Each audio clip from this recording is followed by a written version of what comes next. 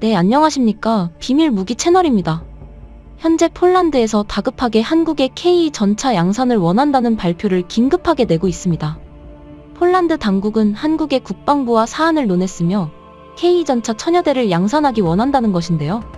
원래 현대로템에서 상호 체결한 계획이었습니다만 갑작스럽게 지금 이런 발표를 하는 게 궁금한데요. 최근 폴란드의 행태를 보면 K 전차 계약을 계속해서 뒤로 미루고 있었는데요. 폴란드에서 K 양산에 부정적인 여론이 나왔는데 왜 이런 상황이 나왔는지 궁금해집니다. 우선 폴란드의 다연장 로켓 천무 12문이 배송되며 폴란드 국방차관은 상당히 만족한 바 있습니다. 또한 K구 역시 한국의 생산 라인에서 먼저 폴란드에 배정되면서 천무와 함께 폴란드에 6대가 도착했습니다. 한국의 이러한 철통 같은 납기 약속이 지켜지자 유럽에서는 동요하는 모습이 더욱 나왔는데요. 실제 이 가운데 이탈리아에서는 배송이 느리고 비싼 독일의 레오파르트에 수입을 하지 않기로 한 모양새입니다. 여기에 폴란드와 인접한 루마니아가 2차 한국의 방산 수입을 논하고 있는 단계이며 슬로바키아를 비롯해 다수의 러시아 인접국이 한국과 물밑 접촉을 가속화하기에 상당히 긍정적이었죠. 유럽 전역에 그야말로 K방산이 대대적으로 확대되는 분위기가 아니냐는 의견이 나왔는데요. 따라서 폴란드는 천무를 비롯해서 다양한 방산을 더욱 한국과 강화하는 모양새가 된 것입니다. 현재 한국 방산 수출의 중심의 폴란드가 이제 1.2차 계약으로 접어들면서 더욱 신뢰가 두터워지는데요. 폴란드는 특히 다양한 국가들 중에 한국에 사실상 거의 올인하다시피 한 방산 주문을 하고 있습니다. 일부 유럽 국가들이 한국을 제끼고 결국에는 독일에 오퍼를 하는 모습이 연출되고 있습니다만 유럽 역내 조달 원칙은 제 시간에 납품하지 못하는 국가들에게는 해당하지 않았기 때문입니다. 그런데 여기서 우선 폴란드가 한국에 내민 요구서를 살펴보기 이전에 먼저 봐야 하는 상황이 있습니다. 일단은 폴란드에서 K 전차의 계약이 예상밖에 늦어지고 있다는 점이 제기되고 있습니다. 원래 K 전차 같은 경우 작년 말에 2차 계약 체결이 사실상 완료되어야 하는 상황이었습니다만 아직까지 답보 상태이며 올해 안으로 그 기한을 폴란드 측에서 연장한 것으로 보입니다. 그런데 일부 채널에서는 이에 대해서 아무래도 새로운 정부 이후의 변화가 감지된다는 점도 제기합니다. 정권 교체가 되다 보니 한국의 방산을 무조건 들이는 상황에 대해서 신중해졌다는 의미인데요. 새로운 정부에서는 하나의 K구 계약을 체결하면서 이에 대한 우려를 불식시키는 듯 했습니다만 폴란드 언론은 이에 대해서 K구 계약은 이전 정권이 계약을 해놓은 것이라 어쩔 수 없었다고 전하면서 아니나 다를까 K 전차에 대해서는 미지근한 태도를 보이면서 한국에 불안감을 더하고 있다는 점입니다. 사겠다고 해놓고 물량을 줄여버리거나 원래대로 이행을 안 하는 것은 한국이 많이 경험한 바 있기 때문에 이번에도 그러한 맥락의 수주 연장 혹은 물량 축소 등이 현실화되는 게 아니냐는 의견이 나온 것입니다. 호주의 레드백과 같이 자주포, 레드백을 만들어줄 공장만 지어주고 물량을 축소해버릴 수 있기 때문이죠. 폴란드 일부 채널에서는 K에 대해서 원거리 타격이 가능한 천무가 더 효율적이라 그러한 것을 고려해야 한다며 K는 우선순위에서 밀려나가기 때문에 지금 이 상황에 굳이 K의 재정을 배치하는 게 무리라는 말도 나왔습니다. 앞서 K구가 천무도 현지 공장의 생산 조건이 포함되었기에 가능한 계약이었다는 말도 나오고 있는 것입니다. 일부 전문가들은 한국은 가성비도 좋고 기술도 훌륭한데 왜 공장을 지어주며 들어가냐 반문하는데 사실상 미국 다음에 단독 2위의 포지션이고 특히 한국은 자국 방어로 계속 생산하는 국가라서 누가 사주지 않아도 어차피 GDP 3%에 육박하는 국방비를 계속 투자하는 국가라는 겁니다. 따라서 이런 맥락 가운데 기술 이전 및 현지 생산의 조건, 로켓 배송 시스템 등 지나치게 상대방을 배려하다 보니 오히려 상대방에서는 한국에 무리한 요구를 더하면서 상황이 악화되고 있다는 의견도 전하는데요. 이 정도 제공해줬으면 업고 다녀도 모자른데 현지에서는 한국에 대려 큰 소리라는 겁니다. 실제 폴란드 언론에서는 최근 한국의 방산만 들여서는 안 된다는 의견이 수차례 제기되기도 했습니다. 실제 최근 폴란드의 군사 유력 매체인 디펜스24 등에 따르면 폴란드는 FA-50이 부적합하며 한국의 경공격기 대신에 유로파이터 혹은 F-16 등 다른 기체로 대체해야 한다고 밝힌 상황입니다. 여기에 F-35까지 대거 도입해야 한다면서 FA-50 예산을 줄이자는 말이 나온 상황이죠. 한국 입장에서는 다소 당황스러운 것이 이는 지금까지의 맥락과 180도 다른 것입니다. 실제 폴란드는 한국이 FA-50을 정비하기 위한 공장도 마련해주는 등 FA-50 수출 허브로 여겨졌으며 폴란드의 공군 파일럿도 FA-50 성능에 대해서 극찬하는 모습을 보이기도 했습니다. 또한 한국의 방산이 급격하게 성장하는 주된 배경 중 하나는 바로 폴란드의 군수물자 수입이었는데요. 이는 폴란드와 한국 모두에게 이득이 되는 군사 딜이기 때문에 양측 모두 크게 만족했습니다. 하지만 현지 유력 군사지를 비롯해서 폴란드 여론이 잔여 물량을 제고하자는 분위기가 나왔기 때문에 그렇게 진행되면 KAI의 FA-50 잔여 매출 약 3조 원가량이 무산될 수 있다는 전망도 나오고 있습니다. 물론 이는 폴란드 정부의 공식 입장까지는 아니지만 이러한 위협은 예전에도 수차례 거론된 바 있었기 때문에 신경이 쓰이는 이유이며 여기에 최근 유럽의 방향이 심상치 않다는 의견까지 등장하고 있습니다. 최근 유럽에서는 역내 조달을 주장하면서 방산만큼은 유럽끼리 생산하고 구매해야 한다는 말이 나왔습니다.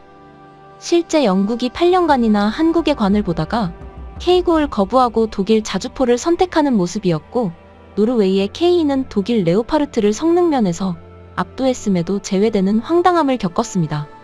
따라서 폴란드 내부에서도 이러한 유럽 중심의 방산에 대해 영향을 받았을 거란 말도 나오는 것이죠. 또한 일각에서는 다음과 같은 의견도 나오는데 폴란드에서도 다른 국가 같은 움직임이 우려된다는 겁니다. 인도네시아와 호주를 비롯한 많은 국가들이 정작 한국 방산과 계약을 해놓고 계약을 무시하거나 혹은 물량을 줄여버리는 방식으로 움직이면서 관계자들 속이 타들어 가게 했다는 겁니다.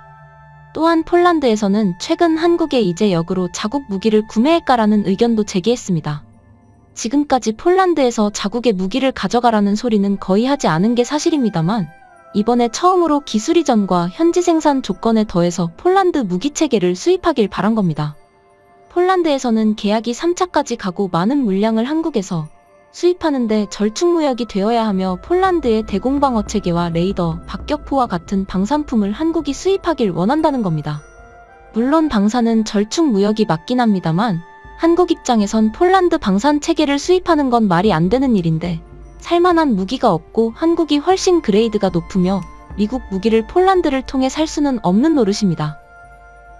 게다가 폴란드 현지 공장도 자신들이 만들지를 못해 결국 한국이 지어줘야 하는 상황으로 전해집니다. 보통 공장은 폴란드에서 어느 정도 가동이 되어야 접목이 되어 현지 생산이 의미가 있어지는데 폴란드의 공장들은 너무 소규모와 기술 부족으로 한국이 통째로 공장을 세워줘야 하는 판입니다. 일부 군사 채널에서는 폴란드의 지나친 요구라며 상당한 부담이 될 거라는 의견을 내고 있는데요. 이러다 보니 한국에서는 많은 이들은 폴란드도 이제 한국의 엄청난 오퍼를 처음에 집어넣었다가 결국에는 다른 나라와 비슷한 방향으로 흐를 수 있다는 사실을 경계하고 있는 모습인 것입니다. 하지만 폴란드에서는 최근 K 전차가 루마니아에 직접 공급될 수 있다는 우려를 하고 있는 걸로 보입니다. 현대 로템은 루마니아의 K 전차 공급과 전철 패키지를 묶어서 계약 체결하려고 하는 것이죠. 그러다 보니 자칫 이러다가 폴란드에서 양산의 루마니아나 기타 유럽에 공급하는 게 날아가고 루마니아의 K가 직수출되거나 최악의 상황에 아예 루마니아에 공장이 생길 수도 있음을 우려하는 것 같습니다. 여기에 러시아가 전선을 확장해가는 상황에 다시 한번 다급해져 현대로템의 K 양산을 하자고 손을 잡은 것이죠. 하지만 많은 이들은 폴란드가 계속 말을 바꾼다면서 이에 대해 다소 싸늘한 눈빛을 보내고 있습니다. 그러나 폴란드가 FA-50을 거부하려는 상황 등을 다시 한번 살펴봐야 한다는 의견이 나오는데요. 사실 고등훈련기는 물론이고 전투기 개발에서 국가 간 연합으로 개발하는 건 쉬운 문제가 아닙니다. 일본 역시 6세대 전투기를 영국과 개발하려고 하나 매우 어려운 난관에 봉착하고 있는 상황입니다. 막대한 자본 문제는 물론이고 기술 협력 등 다양한 난관이 있으니 개발이 중도하차되는 경우가 많죠. 일본은 미국의 로키드 마틴과 6세대를 하려고 했지만 미국은 일본의 기술을 제대로 전수해주지 않아서 사상 처음으로 차세대 전투기를 미국 아닌 국가와 진행하려 했지만 이 역시 실패로 갈 확률이 큽니다. 니혼 게이자이는 미국이 기술을 제공치 않아 영국 혹은 이탈리아로 갔지만 기술 수준이 의문이라 했습니다. 6세대 전투기는 AI를 비롯해 고도의 반도체 기능이 포함돼야 하는데 이들 국가들이 가능하겠냐는 겁니다. 영국 국방부는 일본만 잘 따라오면 가능하다라고 했으나 여전히 실패 가능성을 높게 보는 이유죠. 한국도 KF-21 역시 인도네시아와 동시 진행하지만 사실상 단독으로 진행해온 프로젝트였고 이것이 결과적으로 성공에 가까워졌으니 다행이지 잘못했으면 실패한 프로젝트로 갈 뻔했습니다. 인도네시아는 6월까지 분담금 납부 계획을 통보하기로 했지만 아직도 전혀 한국 방사청에 답이 없습니다. 그만큼 국가 연합으로 전투기를 개발한다는 것은 어려우며 강대국으로 갈수록 더욱 비효율인데요.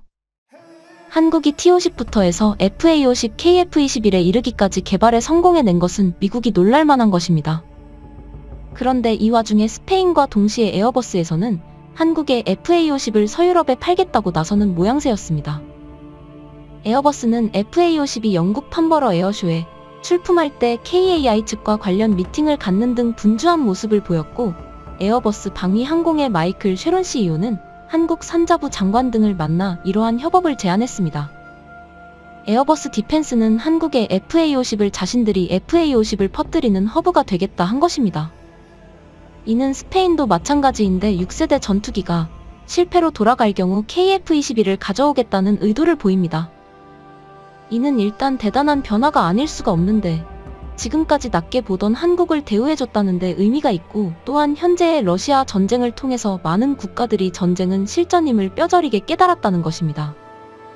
이 상황에 폴란드와 같이 즉시 한국과 무기를 계약하고 적극적으로 하지 않으면 안됨을 파악한 것이고, 특히나 프랑스의 에어버스 디펜스가 나선 것은 다름 아닌 FA-50의 미국 수출 가능성 때문이기도 합니다. KAI는 FA-50이 미국 시장에 진출한다면 우방국 수출 확대의 길을 열어 전 세계 고등훈련기 및 경전투기 시장에서 1,300대, 점유율 50% 이상을 확보할 것으로 기대합니다. 미국이 보증해주는 고등훈련기는 이제 전 세계로 뻗어나가며 K9 자주포와 같이 된다는 뜻입니다. 그러다 보니 유럽 내부에서 이력이는 이제 전 세계로 역내 조달을 하자는 얘기는 완이된다는 뜻입니다.